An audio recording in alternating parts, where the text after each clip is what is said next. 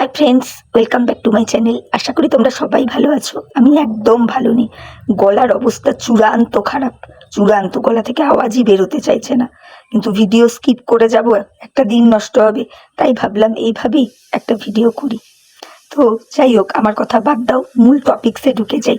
নিশ্চয়ই এতক্ষণে তোমরা মিত্রবাবুর ভিডিওটা দেখে নিয়েছো, তাই না?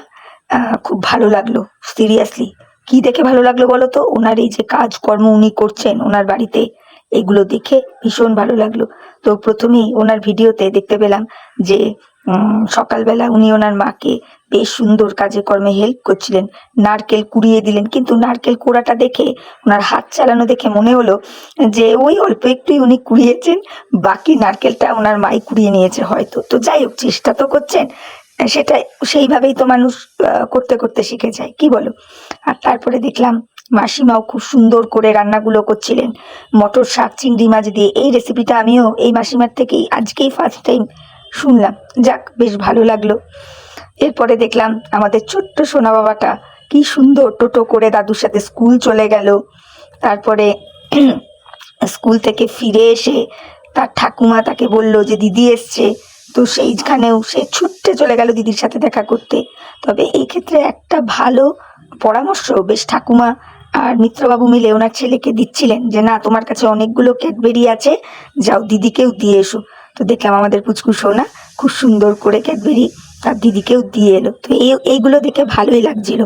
তো আমার কথা হচ্ছে, মিত্রবাবু এইভাবেই কি মানে বাড়িতে কাজ করেন, মানে মাকে হেল্প করেন, নাকি জাস্ট কন্টেন্ট করবেন বলে হেল্প করছেন? ঠিক বুঝতে পারি না মাঝে মাঝে।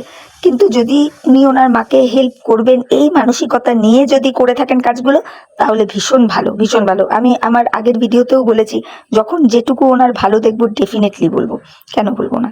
তো যাই হোক, এরপরে দেখলাম ওনাদের স্নান ধান কমপ্লিট হয়ে গেছে, দুপুরে খেতে বসেছেন। না, কিসে খাওয়া দাওয়া হচ্ছে? কলা পাতায়। ওনার মাও বলছেন যে ওনাদের সময়ে, আর এটা আমিও জানি, আমারও মা বাবার বিয়ের টাইমে বা তারও আগের টাইমে সেই কলা পাতা মাটির গ্লাসে নাকি দেওয়া হতো। তো সেই কথাটাও দেখলাম মিত্রবাবুর মাও বললেন। কিন্তু মিত্রবাবুর কথা শুনে একটু যেন মনে হলো মিত্রবাবু একটু অবাক হয়েছেন। তো যাই হোক, ভালো লাগে কলা পাতায় খেলে, রান্নার টেস্ট সত্যি অনেকটা ভালো হয়ে যায়। তো মিত্রবাবুর বাবাকে দেখতে পেলাম না, যদিও মিত্রবাবু বললেন যে তার বাবার খাওয়া হয়ে গেছে আর পুচকুটাকে নাকি পড়তেও চলে গেছে। তো পুচকুটা পড়তে গেছে তার দাদুর সাথে আর কি, দাদু নিয়ে গেছে। তো একটু যদি ওনার বাবারও খাওয়া দাওয়াটা দেখাতেন ভালো লাগতো। খাওয়া দাওয়ার মেনুও বেশ সুন্দর ছিল, মটর শাক চিংড়ি মাছ দিয়ে, তারপর চিংড়ি মাছের ভাপা। প্রথম প্রথম মাসিমা 14 বারই বলছে তো চিংড়িটাকে সেদ্ধ করে দেবো, ভাতে দেবো, ভাতে দেবো, মানে আমি না প্রথমে বুঝতে পারিনি, তারপরে বুঝলাম যে জিনিসটা চিংড়ি ভাপা। তারপরে আরোই ক্লিয়ার হয়ে গেলাম, যেই ভিডিওটা আমি গতকালকে করেছিলাম ওনার রেসিপি নিয়ে, ওই রান্নাটাই আর কি। তো যাই হোক, আমি আবারও বলবো মাসিমা এক্সিলেন্ট হয়েছে, এক্সিলেন্ট, মানে কোনো কথা হবে না, জাস্ট কোনো কথাই হবে না, এতটাই সুন্দর হয়েছে। তো তারপরে দেখলাম ওনারা বেশ সুন্দর করে খাওয়া দাওয়া করে উঠলেন। ও, এর মাঝখানে বলি, একখানা প্রমোশন ভিডিও করে দিলেন, অবশ্য দরকার।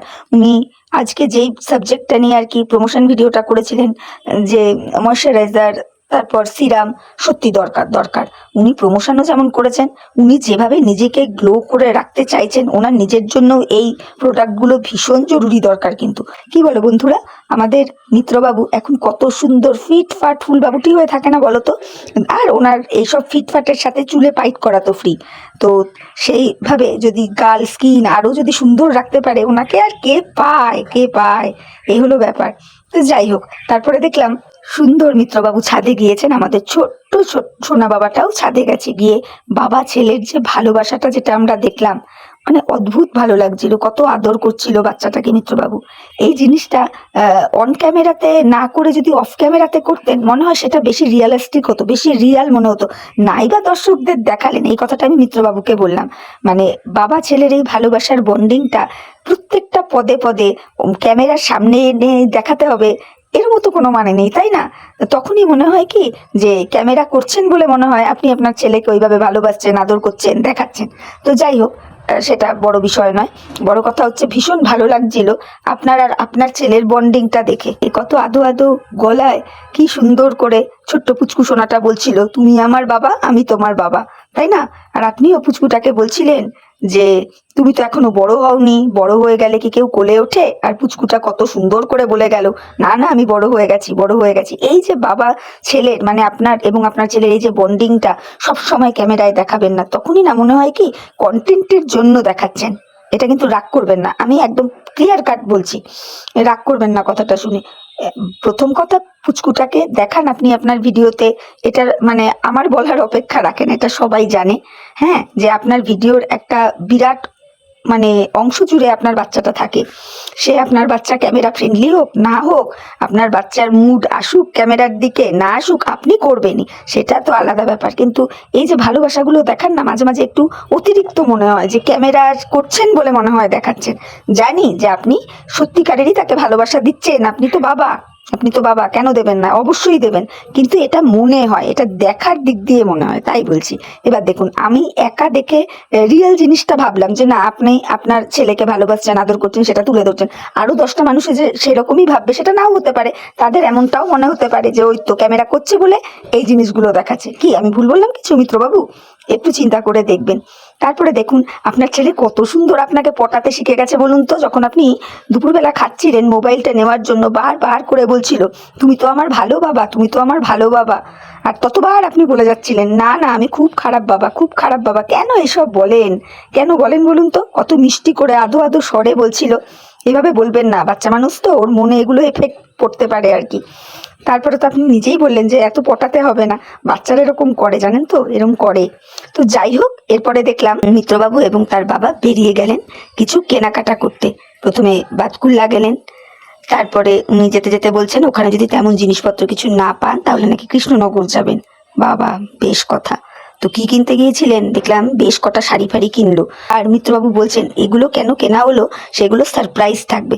তো শাড়িগুলো দেখে আমার কেন জানি না এটা আমার মনে হচ্ছে ওই যে মিত্রবাবুর পাতানো দিদির যে একজন বন্ধু এসেছে না, বন্ধুরা এগুলো আমি আমার ভিউয়ার্স বন্ধুদের বলছি, তার জন্য একটা গিফট বরাদ্দ অবশ্যই আছে। অ্যাকচুয়ালি এত ভিউয়ার্সরা, এত ক্রিয়েটার্সরা সব সময় বলে গেছে যে মিত্রবাবু আপনি শুধু গিফট নিতেই থাকেন, নিতেই থাকেন, এটা কিরম কথা, একটু হাতটা উপরও করুন। ওই জন্যই মনে হয় এই গিফটের বহরটা।